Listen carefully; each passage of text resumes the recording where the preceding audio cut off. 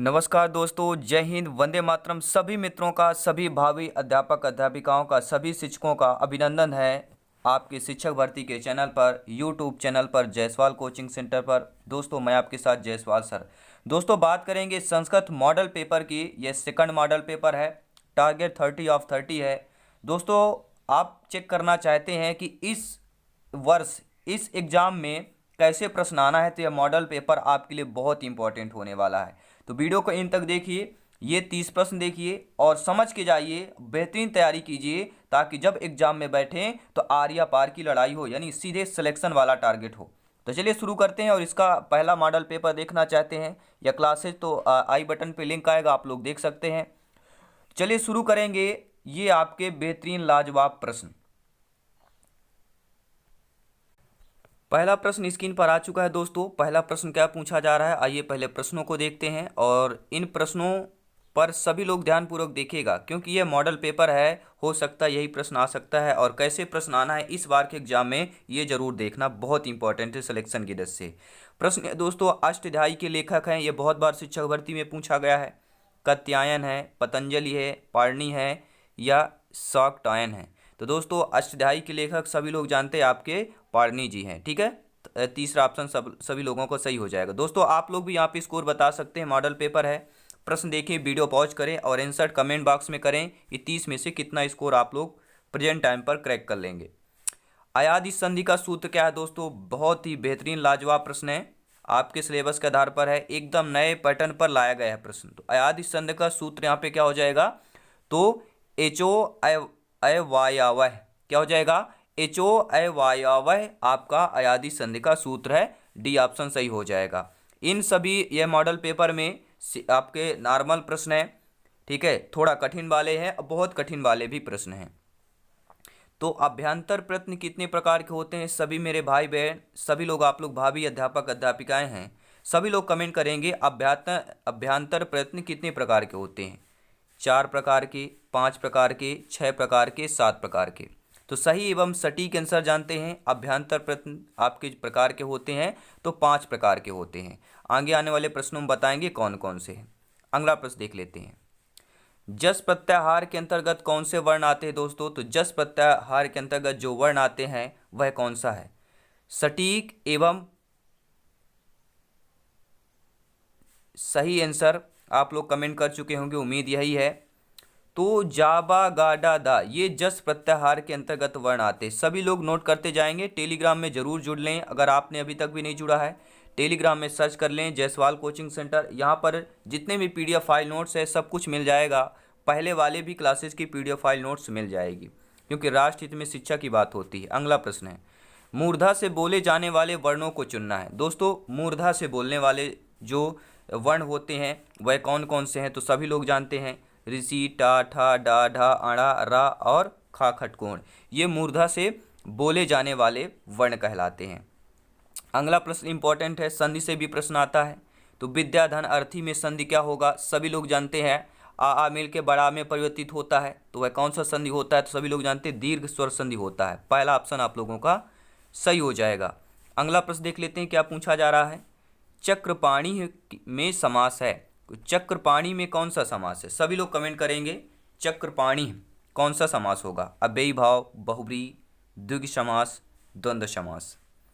तो यहाँ पे बहुब्रीहि समास होगा, क्या हो जाएगा दोस्तों, चक्रपाणी। चक्रपाणी में कौन सा समास हो जाएगा, बहुब्रीहि समास हो जाएगा। आपको पता है समास हो गया, संधि हो गया, प्रत्यय हो गया, उपसर्ग हो गया, वाच्य हो गया, ठीक है, इनसे आपका बहुत सारे प्रश्न पूछा जाता है। बहुब्रीहि समास की पहचान क्या है दोस्तों, जिस समास में अन्य पद के अर्थ की प्रधानता होती है उसे बहुब्रीहि समास कहते हैं। और बहुब्रीहि समास होने पर समस्त पद जो है स्वतंत्र रूप से अपना अर्थ नहीं बताते हैं, अपितु वे विशेषण के रूप में काम में आते हैं।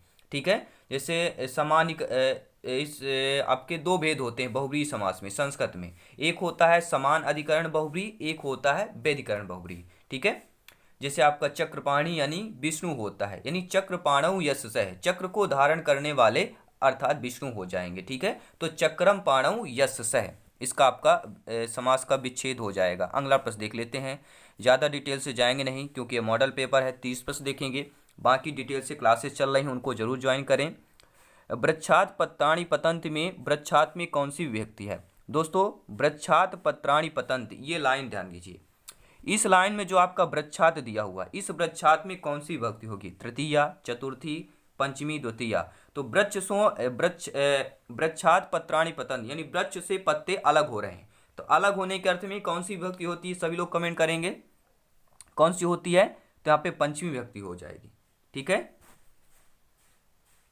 अपादान कारक, अपादान, ठीक है, अपादान क्या होता है? सभी लोग कमेंट करेंगे आपका पंचमी कारक कौन सा कारक है? वृक्षात पत्राणि पतन्ति, वृक्ष पत्रों से अलग होने के अर्थ में कौन सा कारक होता है? और जो दोस्तों अगर आपने अभी भी हमारे चैनल को सब्सक्राइब नहीं किया, सब्सक्राइब कर लें, क्योंकि यहाँ पर जो क्लासेस होंगी सभी आपके एग्जाम पैटर्न पर होना है। अगला प्रश्न स्क्रीन पर है और प्रश्न आपका क्या है देख लेते हैं। वयम जलम पश्यामः का कर्मवाच्य होगा। दोस्तों ये लाइन दी गई कि वयम जलम पश्यामः में कर्मवाच्य कौन हो जाएगा? तो इसमें कर्मवाच्य की पहचान करना है, ये भी प्रश्न आता है शिक्षक भर्ती में। तो अस्माभिः जलम पास्यते, कर्मवाच्य अगर इसे रूपांतरित करने का आ जाए कि वयम जला पश्यामः का कर्मवाच्य में परिवर्तित कीजिए, ये हाई लेवल की तैयारी है। तो अस्माभिः जलम पास्यते हो जाएगा, पहला ऑप्शन हो जाएगा। ठीक है दोस्तों, अगला प्रश्न देख लेते हैं। पीतय में प्रकृति प्रत्यय होगा। अब पीतय में प्रकृति प्रत्यय की पहचान बताना है, तो पीतय में प्रकृति प्रत्यय क्या हो जाएगा? प्रकृति प्रत्यय निकालना है, यानी आपका धातु और प्रत्यय बता देना है। पीतय में कौन सी धातु होगी? पीतय में कौन सी धातु होगी? सभी लोग जानते हैं पा धातु है और कत प्रत्यय है। राइट ऑप्शन आपका बी हो जाएगा। अगला प्रश्न स्क्रीन पर आ चुका है।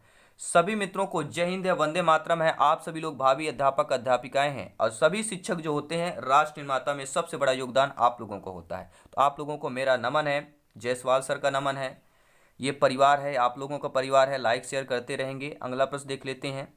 दृश्य धातु विध लिंग लकार मध्यम पुरुष बहुवचन का रूप होगा। अब दृश्य धातु यहाँ पे देखेंगे। ठीक है, दृश्य धातु में विधिलिंग लकार का पूछा है। ठीक है, अब दृश्य धातु में विधिलिंग लकार का मध्यम पुरुष बहुवचन होगा।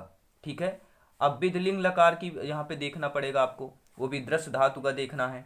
ठीक है, तो चलिए आइए देख लेते हैं। दृश्य धातु में क्या पूछा गया है? विधिलिंग लकार का मध्यम पुरुष। तो मध्यम पुरुष का क्या होता है? पश्ये है। क्या होता है? पश्ये, पश्येतम, पश्येत। बहुवचन में क्या हो जाएगा? पश्येत हो जाएगा। ठीक है, पश्ये, मैं आपको थोड़ा सा दोस्तों समय लग जाए इसके लिए माफ़ी चाहता हूँ, डिटेल से समझेंगे अच्छी बात है। पश्ये हो जाएगा एक वचन, पश्येतम क्या हो जाएगा आपका? द्विवचन, और पश्येत क्या हो जाएगा आपका? बहुवचन। तो यहाँ पे मध्यम पुरुष का बहुवचन पूछा है। ठीक है, तो मध्यम पुरुष का बहुवचन आपका पश्येत हो जाएगा, यानी राइट ऑप्शन आप लोगों का सी हो जाएगा। ठीक है, अगला प्रश्न देख लेते हैं। अगला प्रश्न स्क्रीन पर है। नद्य पद नहीं शब्द के किस विभक्ति एवं वचन का रूप है? नद्य पद में नदी आ गया, सॉरी जो नदी लिखा हुआ, नद्य पद में नदी जो है किस आपका विभक्ति एवं वचन का रूप है? तो यहाँ पे नदी का आ गया। अब नदी का भी हमें आना चाहिए क्योंकि नदी का भी पूछा जाता है दोस्तों। ठीक है, चलिए फटाफट कमेंट करें, सभी लोग कमेंट के माध्यम से बताएंगे कि नदी का यहाँ पे रूप जो दिया गया है। ठीक है, चलिए तो राइट आंसर हम, अगर आप लोगों से आ रहा है तो आप लोग भी कमेंट के माध्यम से जरूर बताएं दोस्तों। जी हाँ, बहुत अच्छा, जिन्होंने कमेंट कर रहे हैं बहुत अच्छा उनको। चलिए तो हम सही एवं सटीक आंसर जान लेते हैं। राइट आंसर क्या होने वाला है? नदी का पूछा गया है। ठीक है दोस्तों, राइट आंसर क्या होगा? सभी लोग कमेंट करेंगे। मॉडल पेपर है दोस्तों, प्रथमा बहुवचन हो जाएगा। ठीक है, प्रथम के बहुवचन में आ जाएगा। नद्य का जो रूप है तो आपके बहुवचन में आ जाएगा, प्रथम में बहुवचन आएगा। अगला प्रश्न है, सभी को पता है संख्यावाची से एक प्रश्न जरूर आता है। तो 19 को संस्कृत में क्या कहते हैं? सभी लोग जानते होंगे दोस्तों। 1 से लेके 100 तक संस्कृत की गिनती में जरूर करिए। हो सकता है चलिए किसी दिन हम आपको 1 से 100 तक की गिनती भी अपलोड करेंगे, क्योंकि सभी लोगों को पता है लेकिन कुछ मिसअंडरस्टैंडिंग हो जाती है जिससे हमें 1 नंबर की नुकसान करना पड़ता है। ठीक है, निगेटिविटी हो जाती है। ठीक है, तो एक एक नंबर जोड़ना है, सिलेक्शन पाना है। तो 19 को संस्कृत में क्या कहेंगे? तो आपका क्या कहेंगे? ऊनविंशत भी कहते हैं, 9-10 भी कहते हैं और एकोनविंशत भी कहते हैं। एकोनविंशत मतलब क्या होता है? 20 के पहले एक, तो 19 हो जाएगा। ऊनविंशत तो ये क्या हो जाएगा? 19 क्या है? 19 के बाद क्या होता है? उनविंशत, तो ये भी 19 कहलाएगा। और 9 10, 9 और 10 कितने हो गए, 19 होते हैं। तो ये सभी उपर्युक्त सभी आपके 19 को संस्कृत में इन तीनों कहा जाता है। तो ये भी इंपॉर्टेंट है, ये भी इंपॉर्टेंट है कि तीनों कहा जाता है। ऐसे प्रश्न आ चुके हैं सी टेट, यूपी टेट, आपके एमपी टेट, शिक्षक भर्ती, रीट एग्जाम में आ चुके हैं, सभी टीटी एग्जाम में ऐसा प्रश्न आता है। तो इनमें से कौन सा शब्द उपसर्ग नहीं है। अब नेगेटिव प्रश्न ज़्यादा आने लगे हैं दोस्तों, ठीक है, नेगेटिव प्रश्न ज़्यादा आते हैं। तो उपसर्ग नहीं है। मैं आपको बता देना चाहता हूँ, परा उपसर्ग है, सभी लोग जानते हैं, परा भी उपसर्ग है, ठीक है, सम भी उपसर्ग है आपका, ठीक है। लेकिन अम आपका क्या अभी आपने उपसर्ग सुना है? अम आपने उपसर्ग नहीं सुना होगा, तो ठीक है, राइट ऑप्शन आपका डी हो जाएगा। चलिए अगला प्रश्न देख लेते हैं। सभी लोग वीडियो लाइक शेयर करते रहेंगे। निम्नलिखित में से विलोम में अशुद्ध युग्म को पहचान करना है। अब नीचे ये कड़ी दी गई है, ठीक है, इसमें जो विलोम दिया गया है, अशुद्ध दिया गया है, वो हमें बताना है, ठीक है। तो देखिए, शोकय का आनंद होता है विलोम, बिल्कुल सही बात है। महायोगी का महाभोगी हो जाएगा। मलिनम का पवित्रम हो जाएगा। लेकिन रुग्णय का आपका रोगी नहीं होता है। तो पहला ऑप्शन क्या है, अशुद्ध दिया है, विलोम इसका सही नहीं दिया गया है। चलिए अगला प्रश्न देख लेते हैं। वीडियो को लाइक शेयर करते रहेंगे। आप सभी लोग भावी अध्यापक अध्यापिकाएं हैं दोस्तों।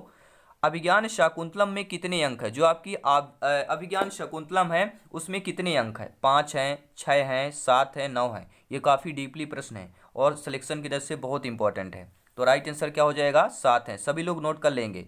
अभिज्ञान शाकुंतलम में कितने अंक है पूछ लिया गया, तो 7 अंक है आपके। और शिक्षक भर्ती में सिलेक्शन पाना है, अगर आपने अभी तक भी जायसवाल कोचिंग सेंटर को ज्वाइन नहीं किया, सब्सक्राइब नहीं किया, इस परिवार का हिस्सा नहीं बना है, तो ज़रूर बनिए और देखिए कि क्या बेहतरीन क्लासेज होती हैं सिलेक्शन की दृष्टि से। और अगले साल हमें एक सरकारी सीट चाहिए, सभी के लिए चाहिए। प्रश्न अगला आ चुका है।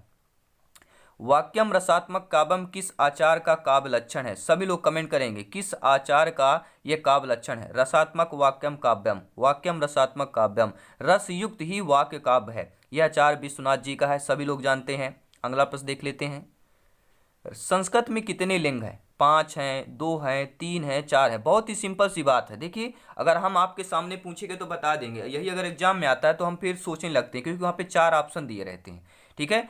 जहाँ पर हम देखते हैं वन लाइनर में तो हमें केवल आंसर होता है, वहाँ पे कन्फ्यूजन होता है, क्योंकि 5 सब्जेक्ट के एक साथ पेपर होते हैं। 150 प्रश्न के 1 से 7 पेपर होते हैं। 107 एक साथ जब हम 150 क्वेश्चनों को सॉल्व करते हैं तो माइंड कन्फ्यूजन होता है। और कन्फ्यूजन को क्लियर करना है, यानी जायसवाल कोचिंग सेंटर को ज्वाइन कीजिए, पूरा कन्फ्यूजन क्लियर होगा। तो संस्कृत में कितने लिंग होते हैं? तो यहाँ पर 3 लिंग होते हैं, सभी लोग नोट कर लेंगे। संस्कृत में आ गया तो कितने लिंग होते हैं?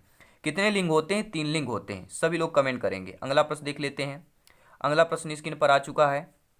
सतसंगति कथया किम ना करोति पुंसाम किस ग्रंथ की सूक्ति है? दोस्तों, सतसंगति कथय किम ना करोति पुंसाम, ये एक किसी ग्रंथ की सूक्ति है। आपको बताना किस ग्रंथ की सूक्ति है। तो इस प्रश्न को देखिए, आपको रटा जा सकता है, समझा जा सकता है, पढ़ा जा सकता है, वहाँ की समझ के द्वारा नहीं किया जा सकता। जब आप पढ़ेंगे तभी आप इसका आंसर दे पाएंगे। तो नीति शतकम के एक ग्रंथ की सूक्ति है सतसंगति, ठीक है।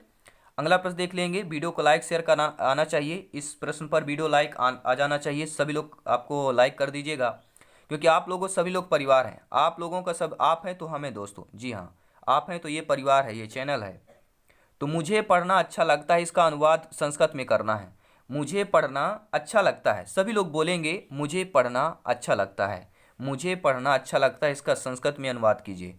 अनुवाद कीजिए, क्या होगा, क्या हो जाएगा? मुझे पढ़ना अच्छा लगता है। महाम पठनम रोचते, अच्छा लगना, लगना यानी रोच रचना करना, रोचते, पठनम यानी पढ़ना, मुझे यानी महाम, तो महाम पठनम रोचते आपका हो जाएगा मुझे पढ़ना अच्छा लगता है। अगला प्रश्न देखेंगे, सभी प्रश्न इंपॉर्टेंट है। गीता महाभारत की किस पर्व में लिया गया है? सभी लोग कमेंट करेंगे। जो गीता है वह महाभारत के किस पर्व में लिया गया है? सभा पर्व में, उद्योग पर्व में, भीष्म पर्व में, आदि पर्व में। सभी लोग कमेंट करेंगे, सभी लोग कमेंट करेंगे। तो आपका भीष्म पर्व का है। गीता महाभारत की किस पर्व से लिया गया है? तो आपके भीष्म पर्व से लिया गया है। दोस्तों, सभी मित्रों को जय हिंद, वंदे मातरम है। दुगनी एनर्जी के साथ हम वीडियो को शुरू करते हैं, उसी एनर्जी के साथ वीडियो को एंड करेंगे, कि वही एनर्जी कायम रखना है सिलेक्शन के लिए। तो संधि पद में कौन सा लिंग होगा? सभी लोग कमेंट करेंगे। इंपॉर्टेंट क्वेश्चन है, इकलौता क्वेश्चन है, ऐसा प्रश्न जरूर बनना चाहिए। तो संधि पद में क्या लिंग है? स्त्रीलिंग है, नपुंसक लिंग है, उभय लिंग है, पुलिंग है? सभी लोग कमेंट करेंगे। तो संधि पद में लिंग है, कौन सा लिंग है, क्या लिंग होगा? यहाँ पे पुलिंग होगा। संधि पद कैसा लिंग है? तो पुलिंग आएगा, ठीक है। अगला प्रश्न देख लेते हैं। निष्ठा संज्ञक प्रत्यय कौन है? निष्ठा संज्ञक प्रत्यय की पहचान करना है। सत सच्चय, सत सानच है, कत कतवतु है, आपका अनवुल त्रच है, या तब्यत अनियर है। तो निष्ठा संज्ञक प्रत्यय जो कहलाता है वह आपका कत और कतवतु है। सभी लोग नोट कर लेंगे, कत और कतवतु ये आपके निष्ठा संज्ञक प्रत्यय कहलाते हैं। अगला प्रश्न देख लेते हैं, क्या पूछा जा रहा है। करुण रस का स्थायी भाव क्या होता है? बहुत ही लाजवाब प्रश्न है, संस्कृत में आ सकता है। संस्कृत का प्रश्न है, करुण रस का स्थायी भाव क्या होता है? करुण रस का स्थायी भाव क्या होता है? सभी लोग कमेंट करेंगे, सभी लोग कमेंट करेंगे। करुण का शोक होता है, ठीक है, करुण का शोक होता है। अगला प्रश्न देख लेते हैं, अव्ययी भाव समास किस लिंग में होता है? अव्ययी भाव समास किस लिंग में होता है? सभी लोग कमेंट करेंगे। पहचान है, अगर ऐसा लिंग आ गया तो आपका अव्ययी भाव समास हो जाएगा। अगर ऐसा लिंग आपके एग्जाम में पूछ लिया गया तो कौन सा हो जाएगा? अव्ययी भाव समास हो जाएगा। और अव्ययी भाव समास से आपको पता है बहुत सारे प्रश्न पूछे जाते हैं। जी हाँ दोस्तों, अव्ययी भाव समास से प्रश्न आते हैं और ये इंपॉर्टेंट टॉपिक है आपका। तो सभी लोग कमेंट करें। चलिए, जी हाँ, कमेंट आ रहा है, बहुत ही अच्छा, बहुत ही अच्छा सभी लोगों का। तो राइट आंसर जान लेते हैं, क्या हो जाएगा? नित्य नपुंसक लिंग। अगर कोई भी शब्द में नित्य नपुंसक लिंग है तो वह आपका अव्ययी भाव समास हो जाएगा। यानी अव्ययी भाव समास में जितने भी उदाहरण होते हैं वह नित्य नपुंसक लिंग के होते हैं। तो भाषा कौशल के प्रकार हैं, सभी लोग कमेंट करेंगे। शिक्षण शास्त्र के पेडागोजी के प्रश्न आ गए कि भाषा कौशल के प्रकार हैं, कितने प्रकार होते हैं? 2, 3, 4, 5, बहुत सारे प्रश्न करा चुका हूँ।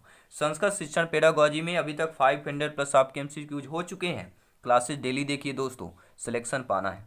तो भाषा कौशल के प्रकार हैं, तो यहाँ पर 4 प्रकार के होते हैं। भाषा कौशल कितने प्रकार हैं? 4 प्रकार हैं संस्कृत में। सभी लोग नोट करते जाएंगे। अगला प्रश्न स्क्रीन पर आ चुका है कि नाटक को किसके अंतर्गत सम्मिलित किया गया है? जो नाटक है वह किसके अंतर्गत सम्मिलित किया गया है? शब्द साधन के अंतर्गत, दृश्य साधन के, या शब्द दृश्य साधन दोनों के, या इन सभी पर? तो जो नाटक है दोस्तों, तो नाटक जो है किसके अंतर्गत सम्मिलित किया गया है?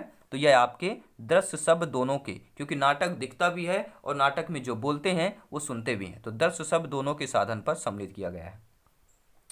शब्दावली को वर्गित करके सरल संस्कृत भाषा का रूप प्रस्तुत किया है, किसने किया है? किसने किया है दोस्तों? शब्दावली को वर्गित करके सरल संस्कृत भाषा का रूप जो प्रस्तुत करने वाले महान आचार्य, महान आपके लेखक, महान वैज्ञानिक कहलाते हैं आपके भंडारकर जी। जी हाँ, भंडारकर जी। अभी आपने नवदुर्गा हुआ, भंडारा हुआ, सभी लोग ने भंडारा खाया होगा। जय माता दी सभी मित्रों को। दशहरा हो चुका है, रावण जल चुका है, अन्याय के खिलाफ न्याय की जीत हो चुकी है। तो शब्दावली को वर्गित करके सरल संस्कृत भाषा का रूप प्रस्तुत करने वाले भंडारकर हैं। अगला प्रश्न देखेंगे। अगला प्रश्न क्या लिखा है? इवान पावलोव ने रिसर्च किया। जो आपके इवान पावलोव हैं, पावलोव के बारे में बहुत सारा मैंने आपको बताया। तो पावलोव ने किस पर रिसर्च किया था? बिल्ली पर, कुत्ता पर, छिपकली पर, उपर्युक्त सभी पर। पावलोव हो गया, जीन पियाजे हो गए, थर्नडाइक हो गए, इनसे बहुत प्रश्न आते हैं। तो इवान पावलोव ने रिसर्च किया, सभी लोग जानते हैं, कुत्ते पर रिसर्च किया था। कुत्ते पर रिसर्च किया था किसने? इवान पावलोव ने। लार ग्रंथ की रचना किसने की? इवान पावलोव ने किया था। ठीक है दोस्तों, अगला प्रश्न आ चुका है, 30 नंबर प्रश्न है। 30 नंबर प्रश्न यह है कि व्याकरण शिक्षण का उद्देश्य क्या है? जो व्याकरण शिक्षण है इसका उद्देश्य क्या होता है? सभी लोग कमेंट करेंगे। तो व्याकरण शिक्षण का उद्देश्य होता है, क्या होता है कि शब्दों के विभिन्न रूपों का ज्ञान प्रदान करना, छात्रों की तर्क शक्ति एवं रचनात्मक वृत्ति का विकास करना, शुद्ध वाक्य रचना की योग्यता को प्रदान करना, उपर्युक्त सभी। तो व्याकरण शिक्षण के उद्देश्य ये सभी हो जाएंगे, उपर्युक्त सभी हो जाएगा, तीनों ऑप्शन हो जाएंगे। उम्मीद है दोस्तों ये क्लास, ये मॉडल पेपर आपको बहुत ही अच्छा लगा होगा। डेली क्लासेस देखना चाहते हैं, सिलेक्शन पाना चाहते हैं तो आज ही सब्सक्राइब कर लें, लाइक शेयर करना मत भूलेगा। और जितने मेरे भाई बहन सब्सक्राइब करके आए हैं, इस परिवार का हिस्सा हैं, सभी को दिल से थैंक्स है, दिल से धन्यवाद है दोस्तों। क्योंकि यहाँ पर जो क्लासेज होती हैं ये सभी देखिए, आपको मैं टेलीग्राम में ये PDF फाइल अपलोड कर दूंगा, विथ आंसर सहित अपलोड करूंगा। तो लाइक शेयर करें, सपोर्ट करें अपने जायसवाल सर, अपने परिवार का सपोर्ट करें। अभी तक भी आपने सब्सक्राइब नहीं किया है तो ज़रूर कर लेंगे दोस्तों। और जाते जाते प्लेलिस्ट में एक बार ज़रूर चेक करें कि यहाँ पर जो क्लासेज होती हैं आपके एग्जाम पैटर्न आपके सिलेबस पर होती हैं, क्योंकि जायसवाल कोचिंग सेंटर यानी जायसवाल सर आपको बात करते हैं हमारी इच्छा राष्ट्र हित में शिक्षा, सिलेक्शन सर्वोपरि सबसे नंबर 1 है। तो दोस्तों जय हिंद सभी मित्रों को, मिलते हैं नेक्स्ट क्लास पर। धन्यवाद सभी का।